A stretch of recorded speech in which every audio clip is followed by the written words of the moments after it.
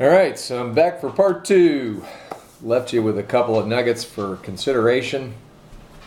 And obviously I'm not going to be able to provide you with sources and research that took place over 20 years for me with this talk. But I will post several references and resources, comments box on YouTube for folks that might want to dig a little deeper. Two of the, on the surface, negative topics that I found myself spending a lot of time researching pre-Lyme and post-Lyme were topics about mind control and about eugenics. And at the time I really could not figure out why in the world I was feeling so drawn to those two topics among many, many others. But I've learned through the years to trust my intuitive guidance and sometimes just go with the flow. Definitely what I did when I changed my life radically and took the leap of faith to hike the Appalachian Trail and try to do what I could to raise awareness about Lyme disease. So, mind control, big topic. Sounds scary on the surface, but when you think about it, mind control is a part of each and every one of our realities from the time we're infants until we're grown-ups. We are being influenced consciously and unconsciously by all those around us. So our minds, on some level, are being controlled as little children from those authority figures in our lives. And most of the time it's very benevolent or at worst benign influence, but sometimes not so much. Most parents definitely acknowledge a lot of the garbage that comes through the television set for our children that is a form of mind control. The, pardon my French, crap that advertisers try to convince your child he or she needs, and anybody that's a parent knows they've had to play defense against those little nuggets that are planted in their subconscious. My brother-in-law, Steve, gave me a book about a dozen years ago that in part is about mind control, although it never uses that term. But it's a book that's had a huge influence on me. I talked to several people that I met personally or via the internet through the hike about this book, and I've got a few of them I'm going to send copies to, called The Four Agreements by Don Miguel Ruiz. And it's a beautifully poetic book, very short one, that is very empowering. But it's empowering because it takes the opportunity to take you down the rabbit hole and help you understand all the different ways that you can be controlled and manipulated, even innocently, by the people that love you, if you're not committed to learning how to be the master of your own self, to be awake, to be aware of your thoughts, to take responsibility for the you that you bring to the world. It's a beautiful book, but in part it is about mind control. And at the other end of the spectrum are programs like MK Ultra that our own U.S. government inflicted upon the public for several decades before it was outed by the media and wound up having congressional hearings on the experiments, our shadow government, our national security state, i.e. the CIA and the NSA, the experiments that they were inflicting upon unwilling and unknowing U.S. citizens with chemicals like LSD, institutionalizing people against their will and experimenting in different ways of mind control. And all this is part of the congressional record. I think it was 1977 that this all came out. So it's a topic that I've definitely dug down into because understanding one's own mind and taking responsibility for it is so important to finding one's true self and making sense of what seems like a nonsensical world sometimes. Eugenics. Eugenics is basically selective breeding, and in some cases, at the other end of this extreme, genocide. Eugenics is a belief system.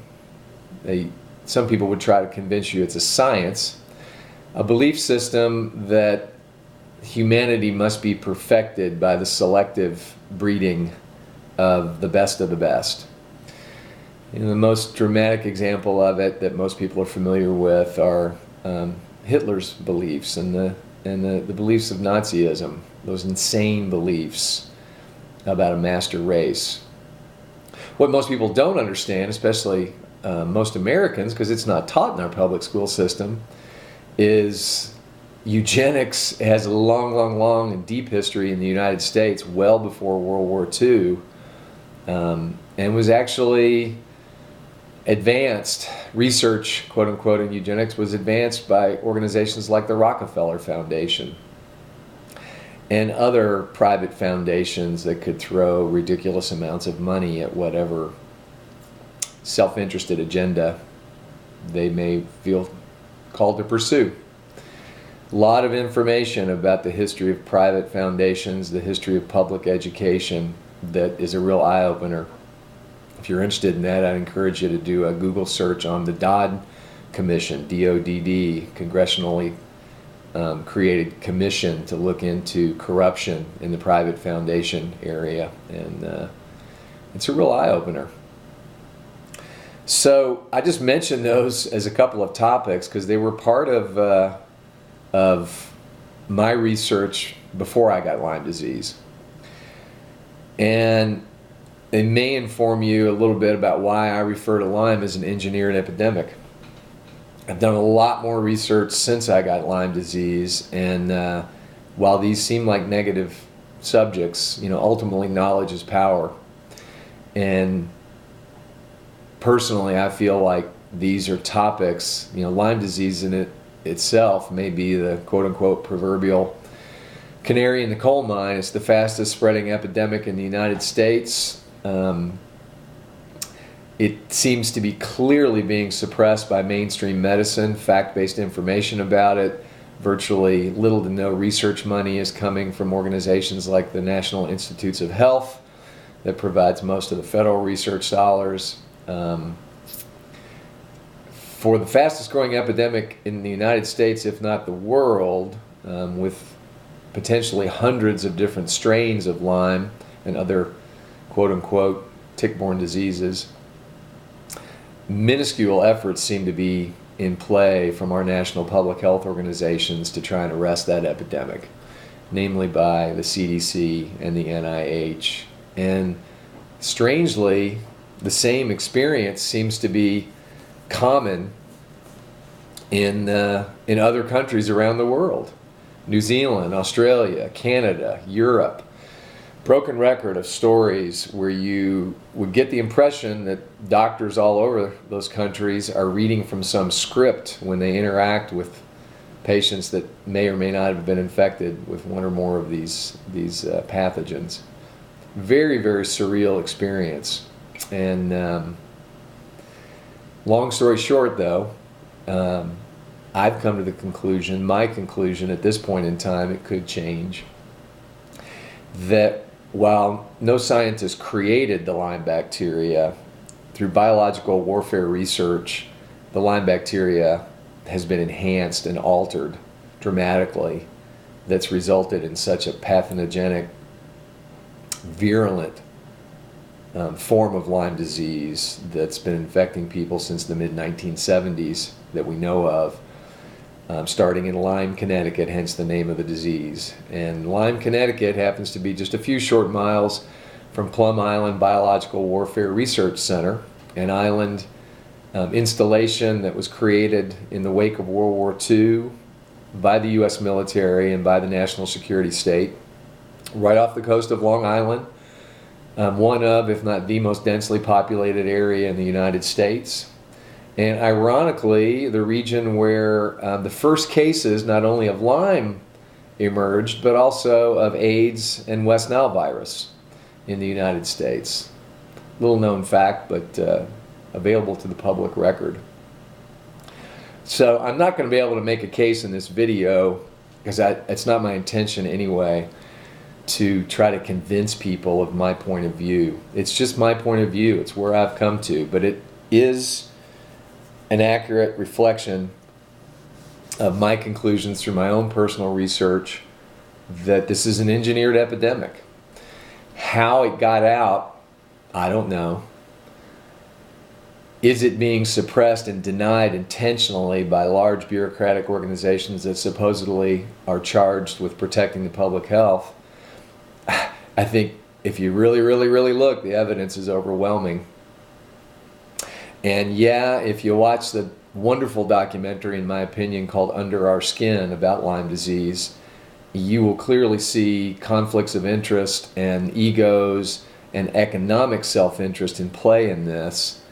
You're talking billions, if not trillions of dollars affected if science bears out, as it will, that undiagnosed Lyme infections may be responsible for the vast majority of fibromyalgia, chronic fatigue, lupus, ALS, MS, autism, Alzheimer's, dementia, rheumatoid arthritis, diabetes, and the list goes on and on and on, all of which in some way, shape, or form are considered autoimmune diseases that have exploded in the last 50 to 60 years, and none of which have a definitive cause, just a lifelong treatment plan of lucrative pharmaceutical drugs.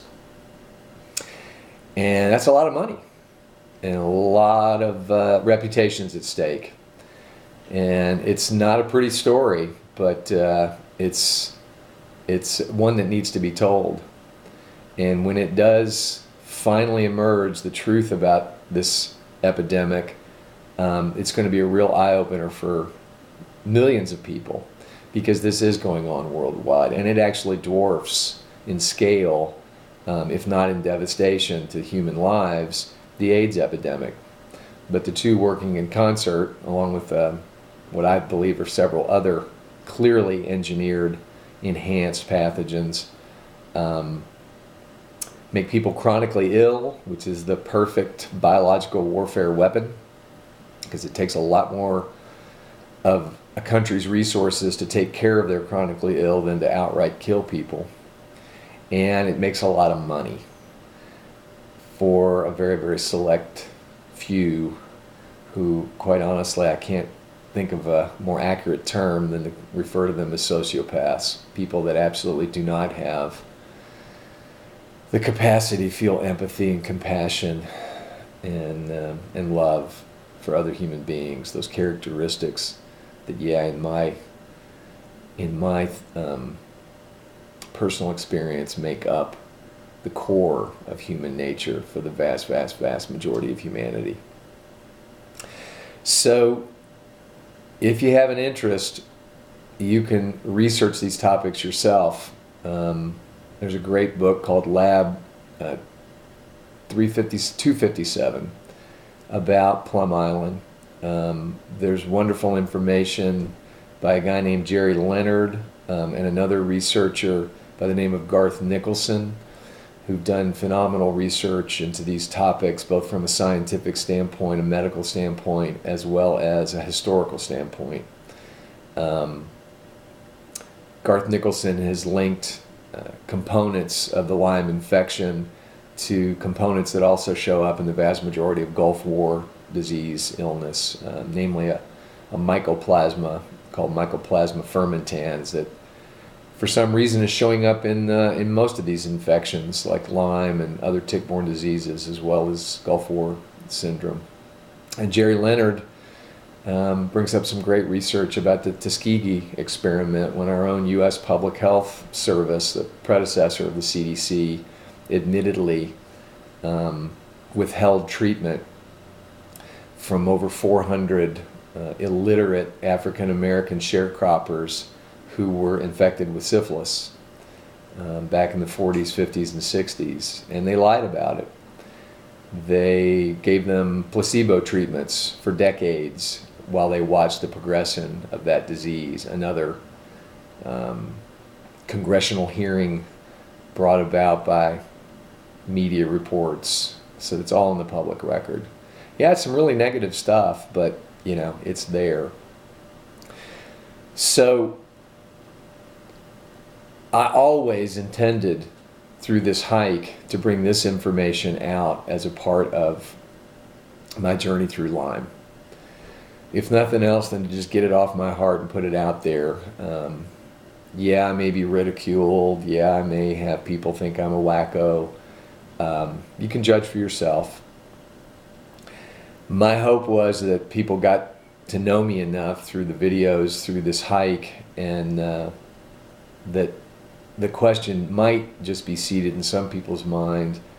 I wonder what this guy has come across in his own search and journey and experience to bring him to what on the surface might seem like a really radical conclusion.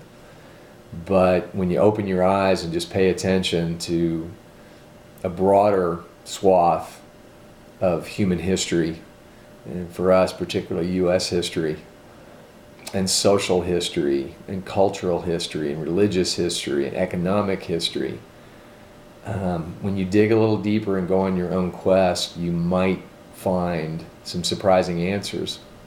Answers that at first are very, very disturbing to your worldview and maybe your sense of self, but ultimately, may lead to an expanded sense of self.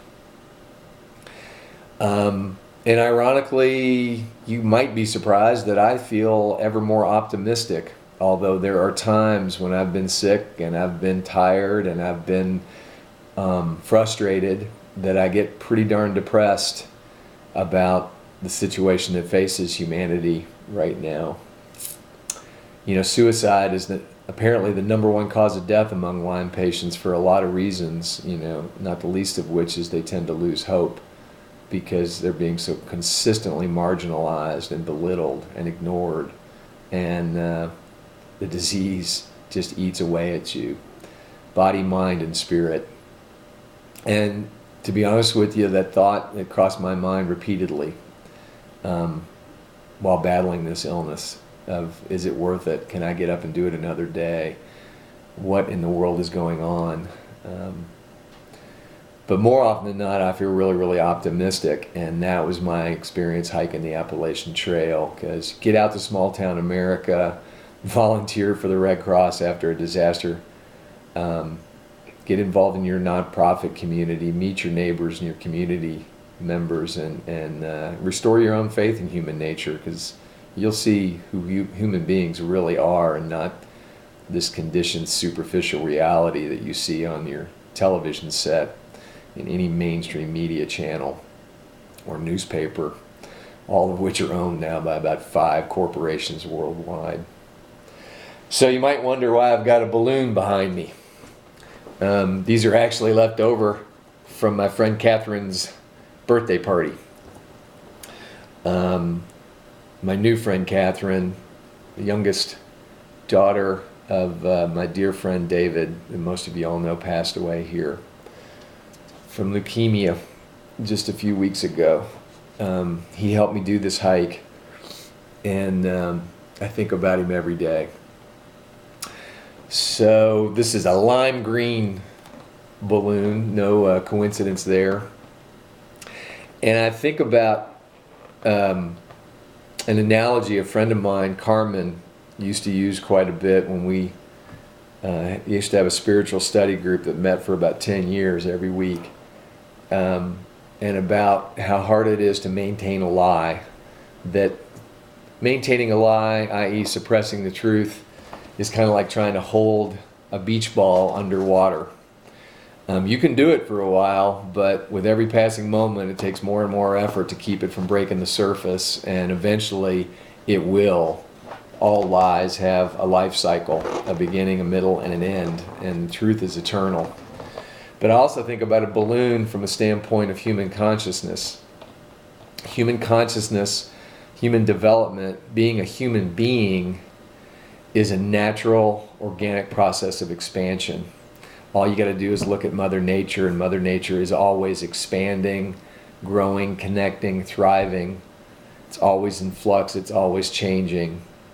and so are human beings. And we can't be bound by external suppression forever.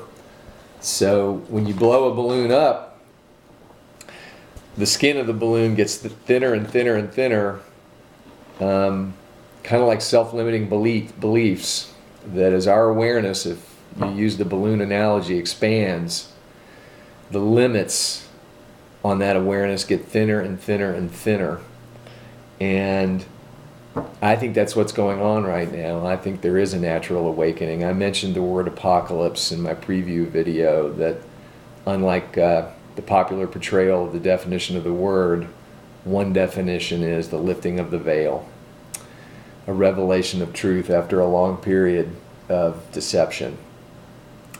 So I can't, and neither can you, control directly external manipulation and deception, other people's experience of their lives. But what we can take control of is our own experience. Take responsibility for the honesty and the transparency we bring to our life, our work, our loved ones.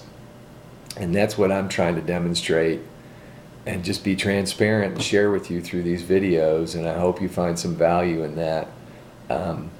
If you'd like to get in contact with me, you can send me messages through the YouTube channel, and that's just under my real name, Logan McCulloch, McCulloch. You can find all my videos for the Journey Through Lyme series. Hopefully I'll be doing another project, maybe another hike in the year to come as I start to recover my health. You can also email me at my trail email address, which is unitic, UNITIC 2013 @gmail.com. And I'd be happy to send you links, give you book recommendations, a lot of research over the last 20 years, particularly over the last 5, and I'm happy to share any of it for any honest seeker who's trying to find their own answers and make up their own mind. So with that, I'm going to wrap up. Probably gone long enough. For those watching this video at the Louisville Esoteric Society, we'll have a Q&A session. For those watching on YouTube, I'm going to try and record that Q&A session, because usually they're great, stimulating conversations with these people, and I'll post that later after these two videos are uploaded. And so here's to expanding consciousness and bursting bubbles and breaking limits.